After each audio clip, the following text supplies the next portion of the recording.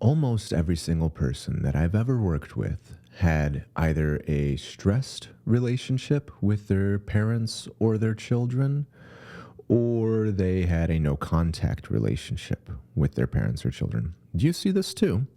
When somebody tells you that they're no contact with their parents, what's the first thing that comes to your mind? If somebody tells you that their kids don't talk to them, what do you think of? Or when others talk about having a close relationship with their families and you don't have a relationship with your family, how does that make you feel? I've seen so many responses to this topic, ranging from blame to denial to reduction to shame, among many others. And so in this video, I want to share my story of going no contact with my parents. And hopefully this will help people to see the pain behind going no contact and perhaps even inspire some responsibility and accountability to change these patterns. For me, the no contact didn't start when I was an adult. It actually goes back to my early childhood.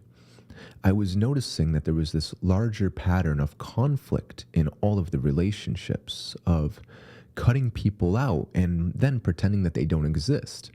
So if somebody gets mad at you, you're dead to them. You don't exist anymore. Your name is taboo.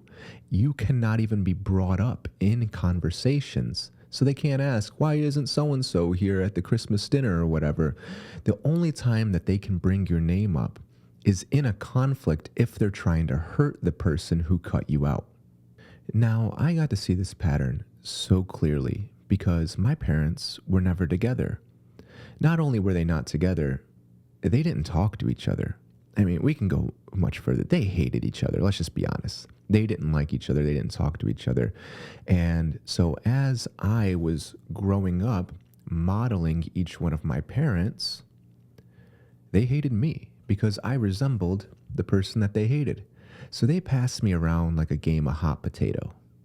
When I was just a little child, my mom used to always tell me about how much she hated me, how I ruined her life and how she regrets having me and she wished I had never been born. And she went even further to tell me that not only does she hate me, but my dad hates me and my dad's side of the family hates me.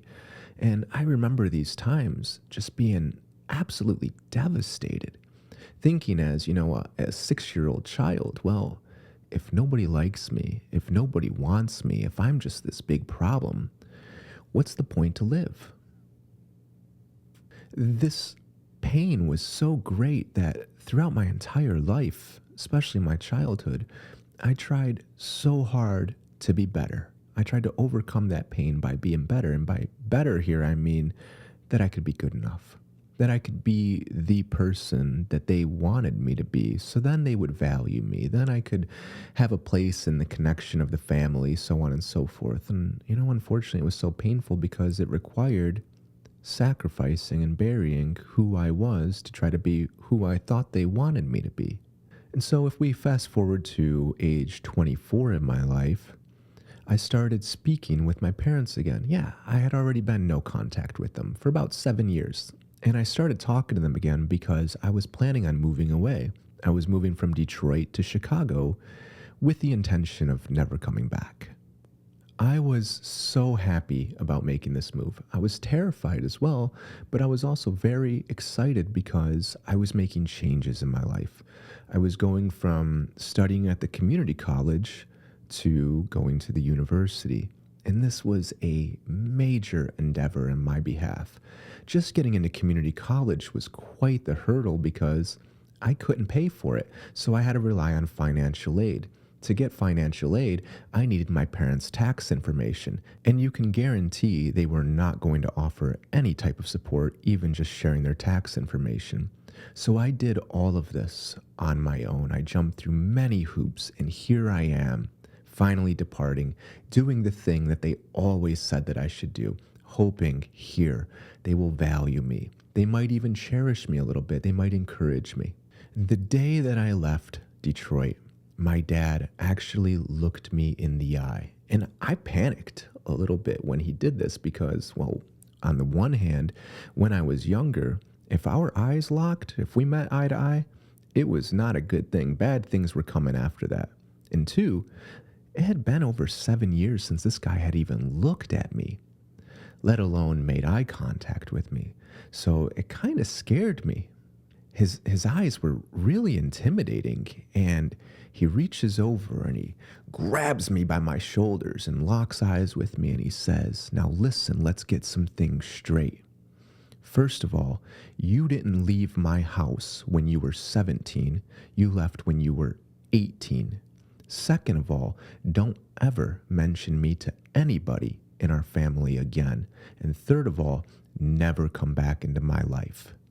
And he closed it off with a cold threat. This was so painful because I kind of knew that this was the last time that we were going to speak. There was a part of me that wanted to argue with him and say, "What are you talking about, 18? Like, dude, you kicked me out when I was 14. You kicked me out when I was 13. You pretended that I didn't exist for most of my life. Like, where's this coming from?" But ultimately, I didn't argue with him. I just kind of hoped that maybe, just maybe, I could leave on a good note. And after I moved, maybe because I was scared and somewhat panicking about living in a new city where I knew nobody and navigating all the difficulties and troubles that come along with that, I did message him several times after I moved, just hoping for some sort of contact. And, I had always promised myself that I wouldn't message him, but here I did it, and he never responded, not once. And that part of me that always stepped up and said, "I'm never going to message him again. I'm never going to make an effort to talk to him." That part of me stood up again and said, "See, this pain of abandonment, this pain of rejection, this is why we don't message him, because this guy doesn't give a damn about you." Yeah. Well, at least the goodbye from my mother was a lot better than that. No, I'm kidding. She didn't even say goodbye.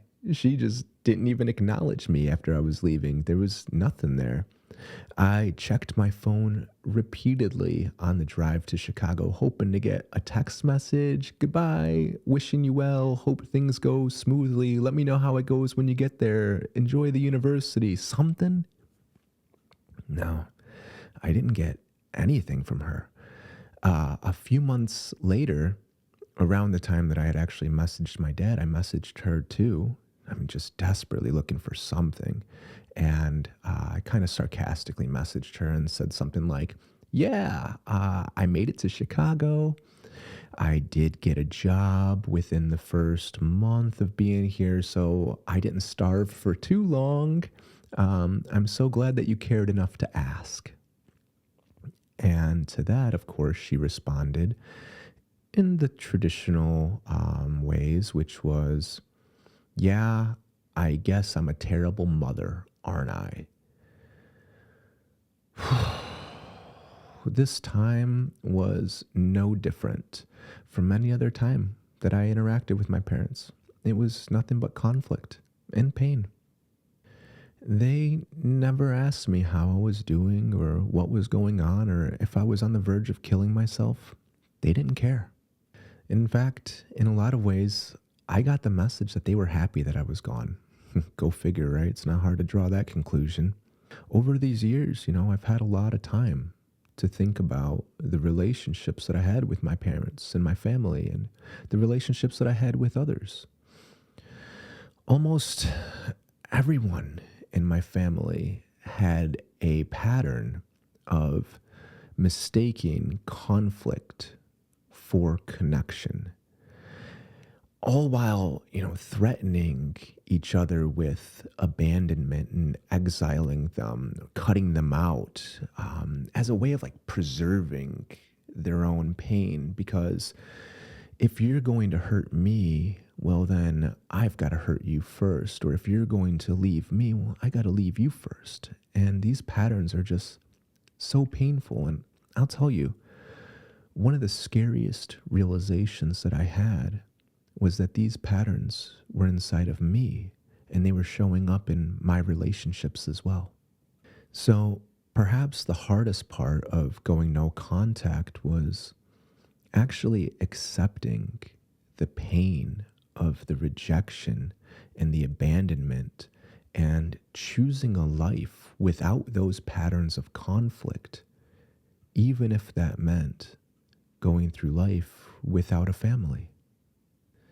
It wasn't a single event, a blowout or a fight or this thing that happened that caused me to go no contact with my parents. It was a continuation of a pattern that had always been there. Perhaps, ironically, stepping away from those patterns gave me the space I needed to address and change those patterns. And stepping into the pain of leaving those connections allowed me the resources to heal that pain so I didn't pass it on and it didn't flow through me onto the people who were around me.